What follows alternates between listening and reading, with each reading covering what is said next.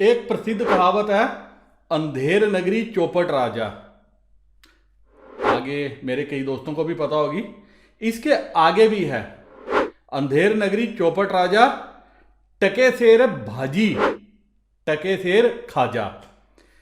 दोस्तों, इस कहावत का मतलब अगर आपको पता है तो जरूर कमेंट सेक्शन में लिखिएगा। और मेरे वह दोस्त जिनको नहीं पता उनको मैं थोड़ा बता देता हूं।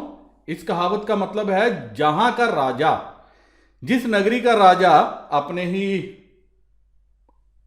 तरीके से अस्त व्यस्त हो, जनता पे ध्यान ना दे रहा हो, तो उस राज्य में क्या होता है, भाजी, भाजी कहते हैं सब्जी, टके शेर भाजी।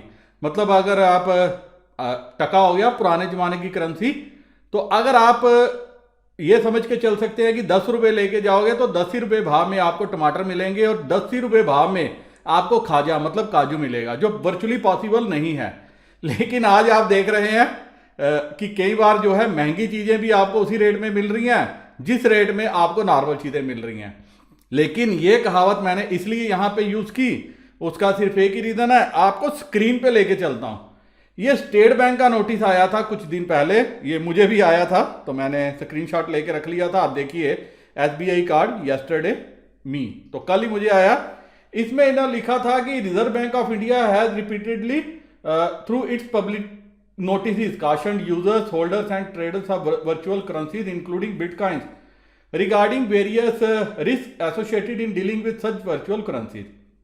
आगे इन्होंने बताया कि एसबीआई कार्ड, आप स्क्रीन पे पढ़ सकते हैं पूरा स्टिल करके, अगर आप एसबीआई कार्ड से कुछ भी क्रिप्टो करेंसी लेते हो, यहां बताया है, in dealing with crypto currencies and virtual currencies please note, जी हां please note, usage of credit card for transaction or virtual currency merchant platform may lead to suspension oblique cancellation of your SBI credit card in terms of card holder agreement। तो इन्होंने ये notice भेजा था।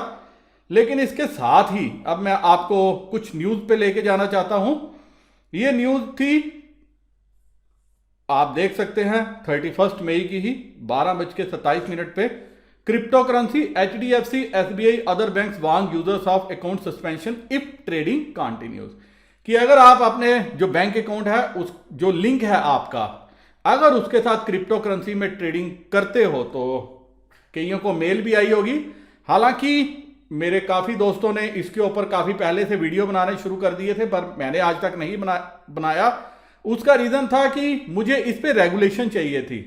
मैं कभी किसी भी चीज पे जो है अपनी मनगढ़ंत स्टोरी नहीं बनाता, ये आपको पता है, मेरे दोस्त जो मेरे साथ जुड़े हुए हैं। तो तथ्यों के साथ, प्रूफ के साथ मैं बात करता हूं। तो आज आप देखिए, 31 मई को 12:27 पे ये moneycontrol.com पे न्यूज थी। उसके साथ ही मैं कुछ और साइट्स पे थी। तो यहां पे क्या बताया है, major Indian banks have started warning customers against using their services to trade in crypto currencies. In an email to customers, banks including HDFC Bank and State Bank of India have said that users who deal in virtual currencies may face account suspension, citing a 2018 circular from Reserve Bank of India। तो 2018 के एक circular का इन्होंने हवाला दिया और कहा कि आपका अकाउंट सस्पेंड हो सकता है। Notably the circular was struck down by the Supreme Court in March 2020। ये वही सर्कुलर है, उसी सर्कुलर की बात ये लोग कर रहे हैं, ये बैंक कर रहे हैं, जो सुप्रीम कोर्ट ने मार्च 2020 को जो है ऑलरेडी निरस्त कर दिया है। तो आगे बताया, confirming the development, a banker told Moneycontrol that banks have sent these emails to some of their customers to alert them in the context of lack of clarity on Bitcoin regulation from the RBI। RBI से कुछ इस पे नहीं बोला गया, इसीलिए bankers ने कहा कि ये जो है, क्योंकि आरबीआई से कोई क्लियर कट गाइडेंस नहीं थी, तो हम या अपने कस्टमर्स को भेज रहे हैं। वहीं आप देखिए, मिंट में भी सेम चीज न्यूज आई हुई है। Leading Indian lenders HDFC bank and State Bank of India have cautioned. तो आगे आप देखो, इन्होंने सेम सर्कुलर का जो है हवाला दिया है।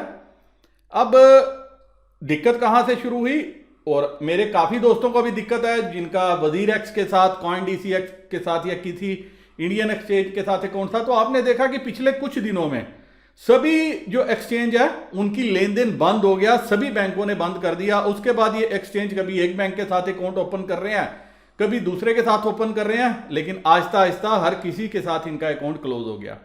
हालांकि CoinDCX और वजीरएक्स ने पेटीएम बैंक के साथ भी ओपन किया, लेकिन पेटीएम ने भी इनका अकाउंट बंद कर दिया, क्योंकि पेटीएम भी आईपीओ ला रहा है, तो वो समझ रहा है कि शायद उसको आईपीओ को कोई धक्का ना लग जाए, कोई उसके खिलाफ कोई रेगुलेशंस ना कोई आरबीआई कर दे, तो उन्होंने भी उसको क्या किया, निरस्त कर दिया। तो अब ये कुछ और पेमेंट गेटवेज के ऊपर जो है कामकाज कर रहे हैं।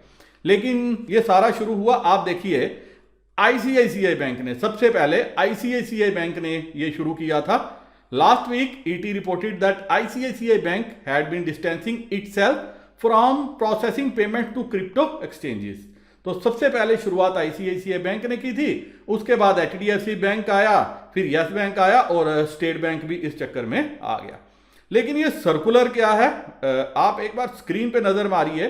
रिजर्व बैंक का ये सर्कुलर है अप्रैल 6, 2018। आप भी ये रिजर्व बैंक की साइट पे जाके सर्कुलर देख सकते हो, या वीडियो स्टिल करके सर्कुलर वहां भी आप पढ़ सकते हो।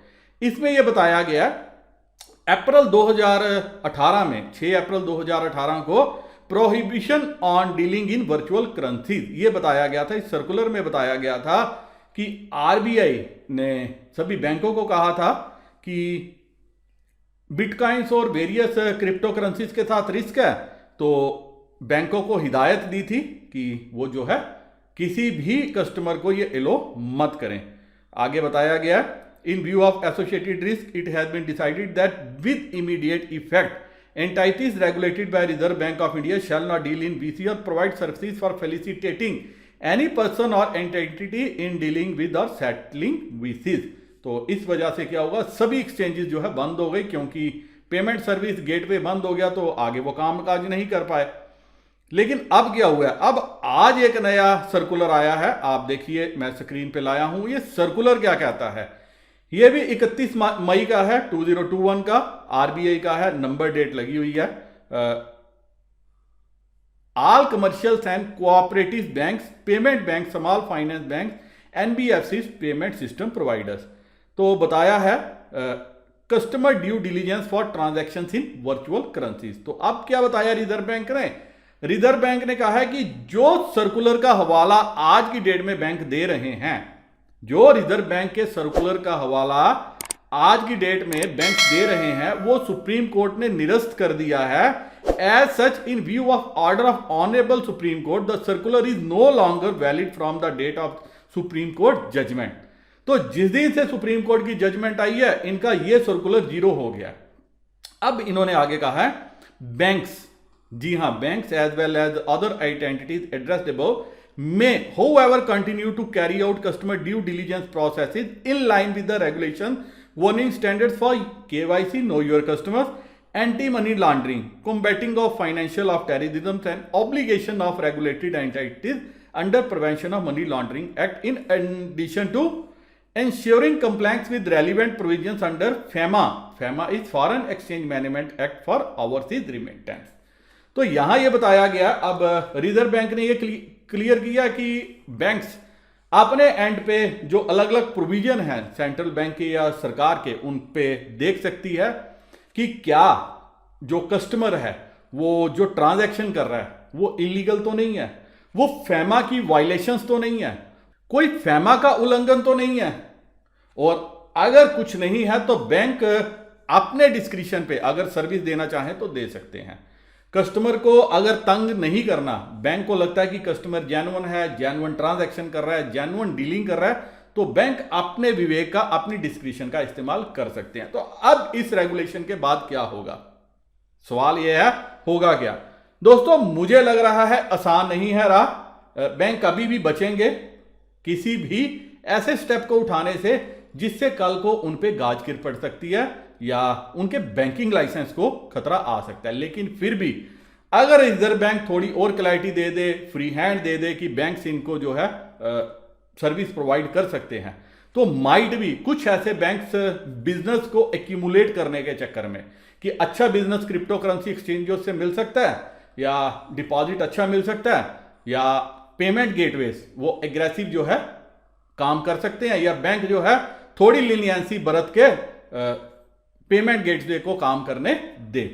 आने वाले दिनों में हमें देखना होगा कि बैंक से अभी इस पे क्या स्टेप उठाते हैं, या बैंक फर्दर आरबीआई को लिख सकते हैं कि उनको और थोड़ी क्लियर डायरेक्शन दी जाए, जैसे पीछे एचडीएफसी बैंक ने लिखा भी था कि उनको डायरेक्शन दी जाए, क्लैरिटी दी जाए कि क्या वो क्रिप्टो करेंसीज में डील कर सकते हैं, अगर कर सकते हैं तो उनके लिए क्या उनको स्टेप्स उठाने होंगे। तो शायद ये बैंक मिलके रिजर्व बैंक को लिखें और आने वाले टाइम में रिजर्व बैंक से कोई और भी क्लैरिटी आए।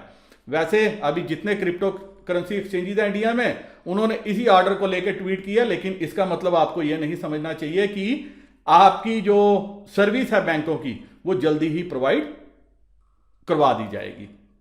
अब इसी के साथ दोस्तों ये वीडियो मैं यहीं खत्म करने की इजाजत चाहता हूं। जितना मुझे समझ आया था वो मैं आपके साथ शेयर कर रहा हूं। उम्मीद करता हूं अब आपको समझ में आ गया होगा कि आज रिजर्व बैंक ने क्या कहा और आने वाले दिनों में इसका क्रिप्टो मार्केट पे क्या असर होगा। नमस्कार, जय हिंद।